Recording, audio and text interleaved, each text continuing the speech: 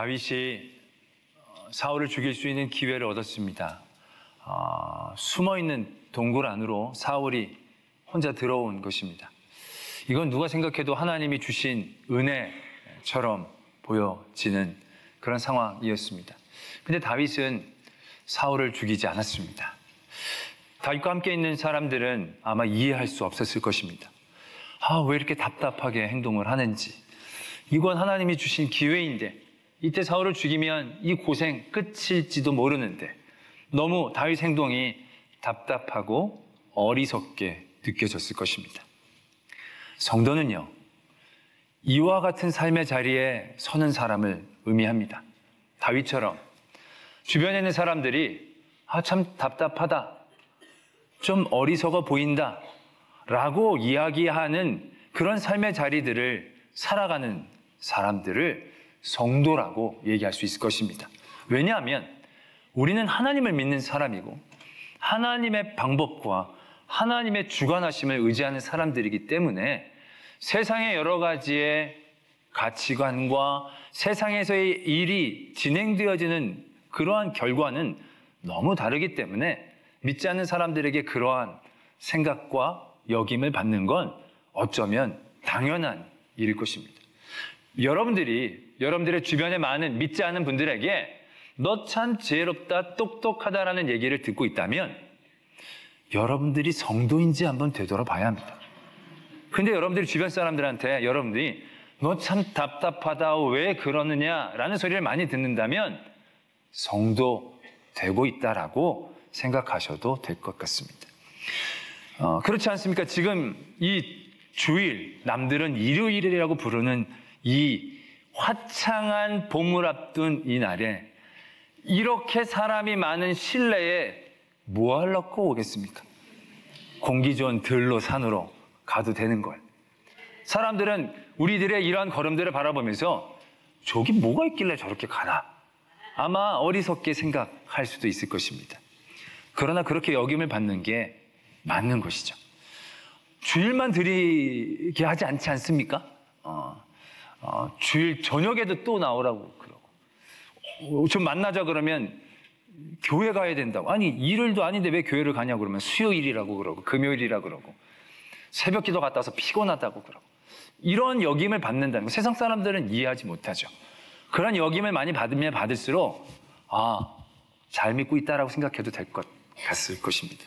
또 우리가 교회 예배만 드리는 거 아니지 않습니까? 뭐 봉사하고 섬기고 뭐 헌금도 또 각양각색의 헌금으로 막 드리면 세상 사람들이 아마 믿지 않는 친척, 아마 여러분들이 가족, 남편이나 아내나 자녀들이 믿지 않는다면 아마 그거 속상해 죽을 겁니다. 이 답답해 죽을 겁니다. 그러나 성도는 그러한 삶의 자리들을 만드는 그러한 사람들임을 우리가 분명히 알아야 한다는 것이죠. 오늘 우리가 읽은 말씀 가운데 분명히 적고 있지 않습니까? 십자가의 도가 멸망하는 자들에게는 미련한 것이요, 구원을 받는 우리들에게는 하나님의 능력이다라는 것입니다. 그렇지 않습니까? 십자가라는 것이 믿지 않는 사람들에게는 도저히 납득하기 어려운 하나님의 역사와 사랑의 방법이지요. 아니, 전능하고 전지하신 하나님이라면 굳이 이런 방법을 택하실 필요가 있겠는가라는 것이죠. 아니, 큰 군대를 이끌고 악한 제국들을 무찌르고 선한 나라를 세우면서 선한 왕으로 통치하면 그게 더 바른 것 같은데, 하나님의 아들이 이 땅에 오셔서 악한 사람들에게 매맞고 그들에게 끌려서 그들에게 패배당한 것처럼 십자가에 달려 죽으신 것을 승리라고 얘기하고 그것을 구원이라고 얘기한다는 것이 믿지 않는 사람들에게는 도저히 이해할 수 없는 부분이 되고 마는 거죠. 그건 어떻게 보면 당연한 것입니다. 그러나 우리 믿음의 사람들에게는 어떻습니까? 십자가의 길이 모든 악을 진정한 사랑으로 이길 수 있는 유일한 길임을, 능력임을, 지혜임을 우리는 너무 잘 알고 있지 않느냐라는 것이죠. 때문에 우리가 이 세상을 살면서 세상 사람들에게 듣는 여러 가지의 비난과 비평과 말들에 대하여 우리는 우리 중심을 지킬 수 있어야 합니다. 세상 사람들이 얘기하는 게 진리가 아닙니다. 우리가 미련하다고 얘기하는 게 우리가 미련한 게 아닙니다. 우리가 답답하다고 얘기하는 게 우리가 답답한 게 아닙니다. 그게 우리의 능력임을 깨달아야 될 것입니다. 그런데 오늘 말씀은 이 십자가의 도를 따르는 성도들에게 있어서 이 십자가의 도 앞에 바르게 서는 성도들의 모습들이 단순히 예배를 드리고 세상 사람들과 다르게 교회 일에 더 열심을 내는 그 모습만을 가지고 이야기하고 있는 것이 아님을 우린 또한 알아야 된다는 것입니다. 오늘 우리에게 도전하고 계신 이 십자가의 도는요, 여기 지금 예배를 다 드린다고 다 제대로 드리고 있다라고 생각해서는 안 된다는 것입니다. 내가 예물을 많이 드린다고 내가 십자가의 도를 잘 따라한다고 생각해서는 안 된다는 것을 알아야 한다는 것입니다. 우리가 예수 그리스도를 따라가고 예수 그리스도의 영광을 돌린다고 십자가의 도 앞에 우리가 올바르게 서 있다라고 생각하면 안 된다는 것을 오늘 말씀 우리에게 다시 한번 강조하고 계신다는 것이죠. 오늘 십자가의 도는요, 단순히 우리가 예배를 드리고 예수님 잘 섬기고 예수님 잘 따라 사는 삶만을 의미하는 게 아닙니다. 그러한 삶이 우리에게 있어지기 위한 우리의 마음의 중심을 오늘 우리에게 도전하고 있다는 것을 오늘 우리는 말씀을 통해서 살펴보기를 원합니다. 이게 이 십자가의 도에 대한 얘기가요, 복음에 대한 얘기들을 설명하면서 우리들에게 주어지는 게 아닙니다. 고린도 교회의 한 가지 문제를 얘기하면서 그 문제 가운데서 이 말씀이 이어지고 있다는 것이죠. 고린도 교회의 문제는 뭐냐면 파별로 나눠지고 있다라는 것입니다. 근데 여러분, 고린도 교회를 우리가 우습게 보면 안 됩니다. 우리가 고린도 전서를 보면서 많은 여러 가지 문제점이 있는 교회이기 때문에 우리가 잘못 여길 수도 있는데요. 고린도 교회는요, 보통 교회가 아닙니다. 왜냐하면 고린도라는 도시는요, 우상 숭배가 아주 융성했던 그러한 도시입니다. 정말로 모든 세속적인 문화들이 가득 차 있는 도시라고 얘기해도 과언이 아닌 곳이 고린도입니다. 이 고린도에서요, 예수님을 믿는다라고 결단하고 성도의 공동체 안에 들어온다는 것은요, 지금 여러분들이 우리가 사는 이 시대에서 교회를 오는 것과는 차원이 다른 의미를 갖고 있다는 것이죠. 왜냐하면 예수를 믿는다는 것은요, 내가 그 전에 있었던 모든 사회적인 관계들이 단절될 수도 있다는 그러한 큰 위험을 포함하고 있는 이야기이다라는 것입니다. 그것뿐만이 아니라 여러 가지의 관계와 관습과 나아가서는 경제적인 일들에 있어서도 예수 그리스도를 믿는다는 것은요, 큰 손해와 핍박을 예상할 수 있는 그러한 결단이 필요한 부분이라는 것이죠. 그러니까 고린도교회 교회는요, 보통 교회는 아닌 겁니다. 정말로 세속적인 것들이 득식을 하는 곳에 정말 예수님 믿겠다고 결단하고 들어온 공동체라는 거죠. 지금 우리와는 사뭇 다른 굉장히 많은 결단과 희생을 감당하고 그 공동체 안에 들어온 사람들이라는 것이죠. 이 사람들은 그 모임 자체만으로도요, 십자가의 도로 사는 사람들라고 얘기해도 과언이 아닌 사람들처럼 보여진다는 것입니다. 왜냐하면 이들이 세상 사람들과는 완전 다른 길로 사니까. 세상 사람들이 고린도 교회를 보면서 참 답답하다, 미련하다라고 얘기를 들을 만한 그런 교회이니까. 그런데 그런 교회에 지금 하나님은 사도 바울을 통하여 십자가의 도에 대해서 다시 한번 일깨워주고 있다는 것을 우리는 주목해야 된다는 것입니다. 어떤 이유 때문에 이 말씀을 하는 것이냐? 파당지었다는 것 때문이다라는 것입니다. 아니, 믿는데 파를 보면 아볼로파, 게바파, 바울파, 예수님파, 나쁜 파 있습니까, 여기? 가룟 유다파가 있는 것도 아니고요. 헤롯파가 있는 것도 아니에요. 정말 좋은 사람들 패예요. 아볼로파, 바울파, 베드로파, 예수님파. 하나도 나쁜 파가 없는 거예요. 그런데 그런 파당 지은 것들이 어떠한 위험성을 갖고 있는지를 말씀은 오늘 이렇게 지적하고 있다는 것이죠. 십자가가 헛되게 되고 있는 그러한 상황이다라고 지적하고 있다는 것입니다.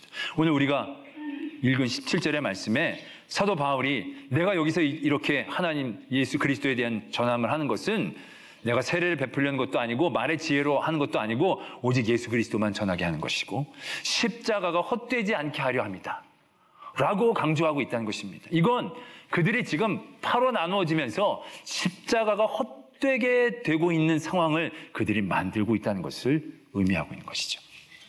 왜? 좋은 사람들 편에 쓰는 것들이 십자가를 헛되게 하는 모습인가? 라는 것이죠. 오늘 18절에 십자가의 도에 대한 얘기를 하고 계시면서 그 뒤에 이런 말씀이 계속 이어지고 있습니다. 지혜 있는 자들은 지혜를 멸하고 총명한 자들의 총명을 멸하고, 지혜 있는 사람이 어디 있느냐, 선비가 어디 있느냐, 이 세대 변론가가 어디 있느냐, 말씀이 이렇게 진행되고 있습니다. 여러분은 십자가 앞에 선다는 것이 무엇을 의미하는 것이라고 생각하십니까? 우리는 십자가 앞에 서면 십자가 은혜에 감사하고 예수 그리스도를 따라가는 삶으로 살아야 되겠다라는 마음을 갖는 게 맞다라고 생각합니다. 근데 그런 마음 갖는 것 맞습니다. 근데 그러한 마음을 갖기 이전에 우리가 먼저 십자가 앞에서 깨달아야 될 기초가 있습니다. 그 기초가 뭐냐면, 총명한 자가, 지혜가 좋은 자가, 변론가가, 선비가 어디에 있는가 라는 생각을 해야 된다는 것입니다. 우리가 십자가 앞에 섰을 때에 우리가 분명히 깨달아야 될 십자가의 도의 첫 번째는요, 나 때문에 예수님이 십자가에 달려 죽으셨다라는 것을 깨닫는 것입니다. 그것은 내가 십자가 앞에서 내가 떳떳하지 못함을 인정해야 한다는 것이죠. 십자가 앞에서 내가 저 예수 그리스도를 죽게 만든 그 죄인임을 깨닫고 고백해야 하는 단계가 먼저 되어져야 한다는 것이죠. 십자가 앞에서 그래서 모든 성도들은요, 세상의 그 어떤 이유도 유효한 게 없어지는 것을 의미한다는 것이죠. 오늘 고린도 교회 파가 나눠집니다.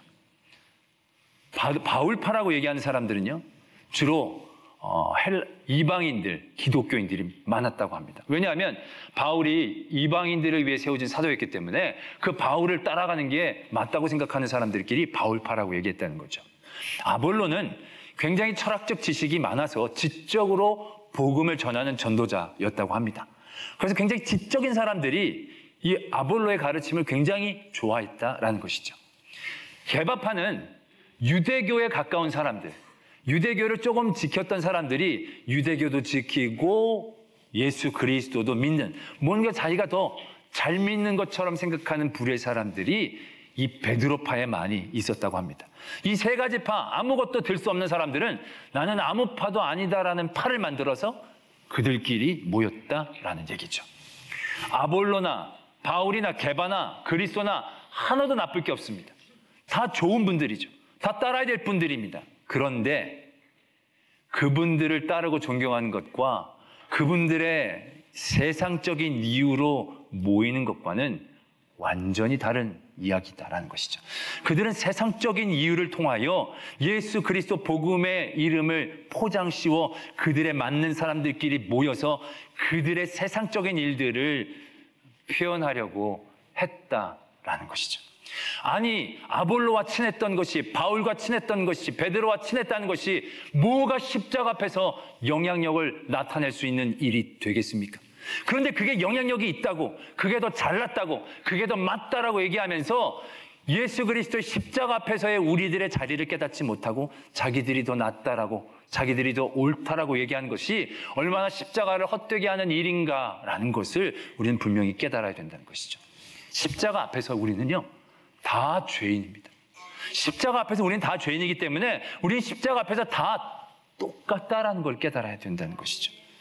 여러분들 감옥에 가면, 가본 적은 없지만 영화나 이런 걸 보면요, 세상에서 다양한 종류의 삶의 자리에서 있던 사람들이 감옥에 다 들어오죠. 감옥에 들어오면 부자 죄인, 박사 죄인, 고위공직 죄인 그렇게 불러줍니까? 아니요. 물론 그런 영향력이 세상에 좀 있을지 모르겠지만 감옥에 들어가면 다 똑같이 죄인일 뿐입니다. 다 똑같이 번호지, 번호 앞에 부자라고 명찰을, 색깔을 바꿔주는 그런 일은 없다는 것이죠. 죄 앞에 세상의 모든 것은 의미가 없습니다. 아무리 돈이 많아도 죄인이면 그 돈을 사용할 수 없는 것이죠. 아무리 건강해도 죄인은 자기의 허용된 공간에서밖에 다닐 수가 없는 것입니다. 아무리 공부를 많이 해도 감옥에 가면 인정을 받지 못합니다.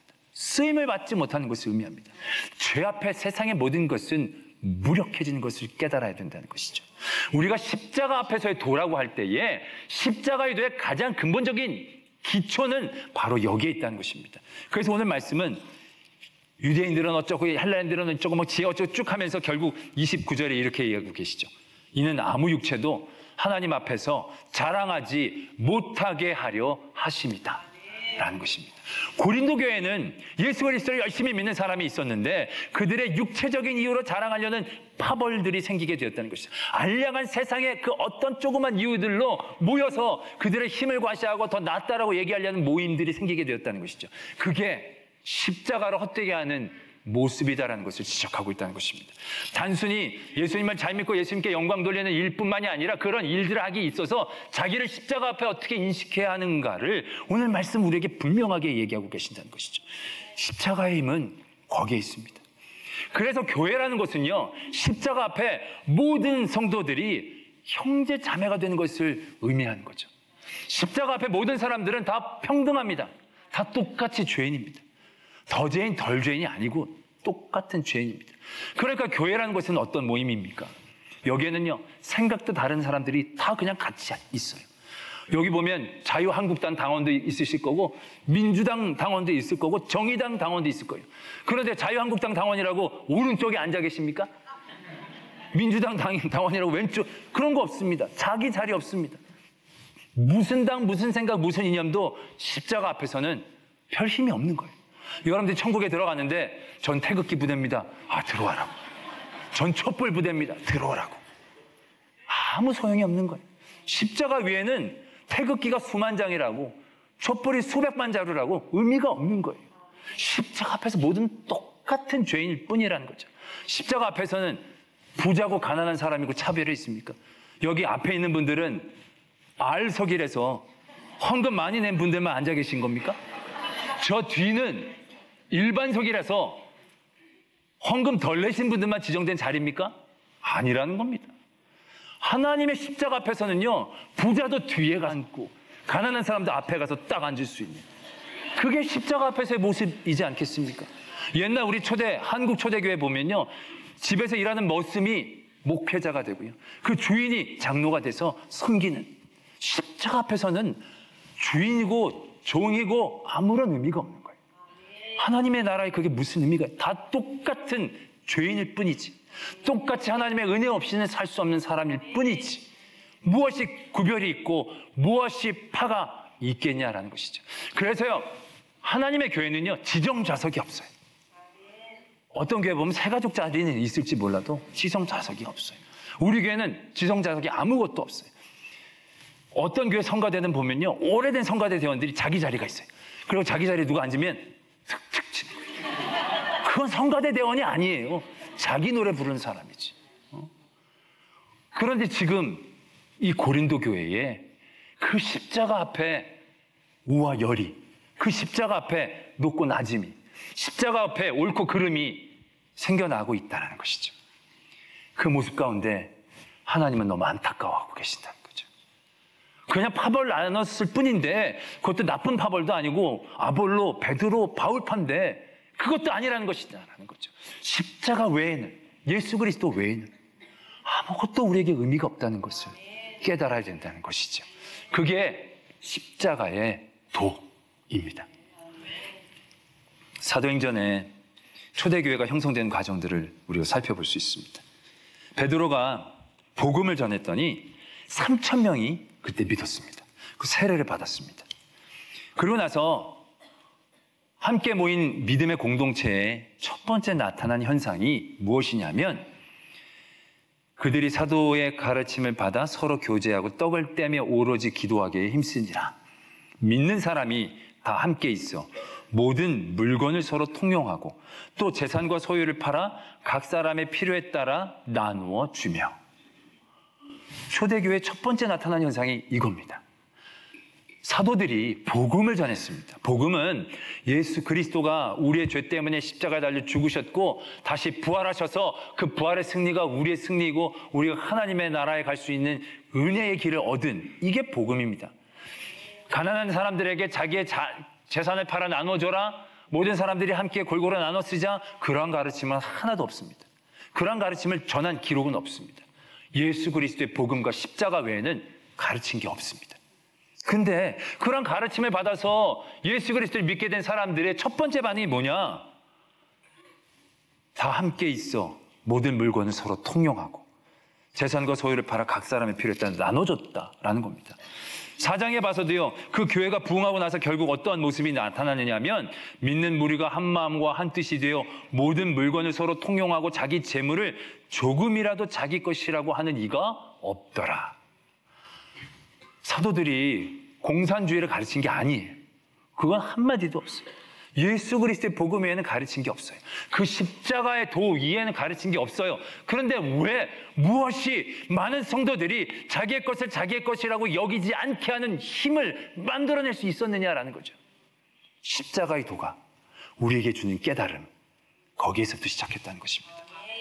예수 그리스도의 십자가 앞에 모두가 다 죄인이니까, 모두가 다 똑같은 사람들이니까, 다 예수 그리스도의 은혜 없이는 살 수 없는 사람들이니까, 가난하고 못 배웠다고 그들이 낮은 자들이 아니라 나도 그들과 똑같은 사람인데 하나님의 은혜를 좀 더 누려서 그 은혜를 나눌 수 있는 기회를 주신 그 받은 사람이라고 자기를 인식할 뿐이라는 거죠. 내가 더 많이 배우고 더 높은 사람이 아니라 똑같은 사람 가운데에서 내가 받은 은혜를 나누어야 될 뿐이다라는 것을 깨달았을 때, 여러분, 우리가 어떻게 한 마음이 될 수 있습니까? 우리가 어떻게 하면 한 마음이 될 수 이 각계 각층에서 다른 삶의 자리에 있었던 사람들이 모여 있는 데서 우리가 어떻게 한 마음이 될 수 있습니까? 어떻게 모두가 서로가 서로를 이해하며 품을 수 있겠습니까? 다 교육을 많이 받으면 그렇게 되겠습니까? 다 돈을 똑같이 1억씩 다 가지면 한 마음이 되겠습니까? 아니요. 모두가 다 죄인임을 깨달을 때, 모두가 다 똑같이 그리스도의 은혜 없이는 살 수 없는 십자가 앞에서의 연약한 존재임을 깨달을 때 비로소 하나가 될 수 있는 것입니다.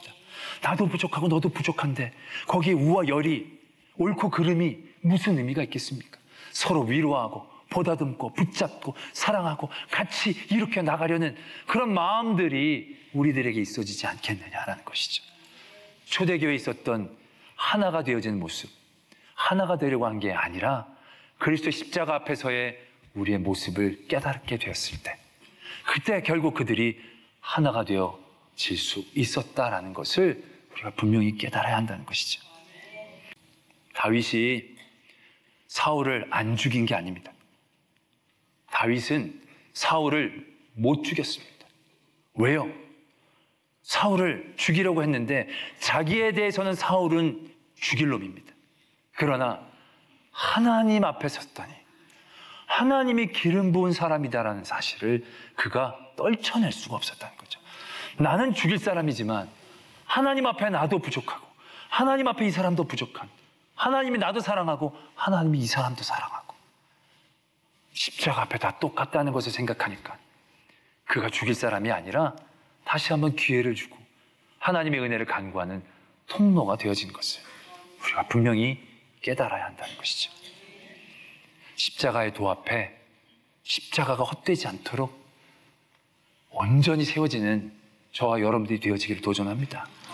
세상의 그 어떤 이유로 누구를 나누거나 누구를 멸시하거나 정죄하거나 질투하지 마시고 세상의 이유에 십자가를 가리지 마시고 오직 십자가의 그 도가 놀라운 하나님의 역사를 일으키듯이 내가 죄인이고 부족함을 깨닫는 그곳에서 하나님의 더 큰 은혜가 임재하고 역사함을 통하여 더 큰 하나님의 일 가운데 쓰임받고 도전하는 저와 여러분들이 되어지기를 소망합니다.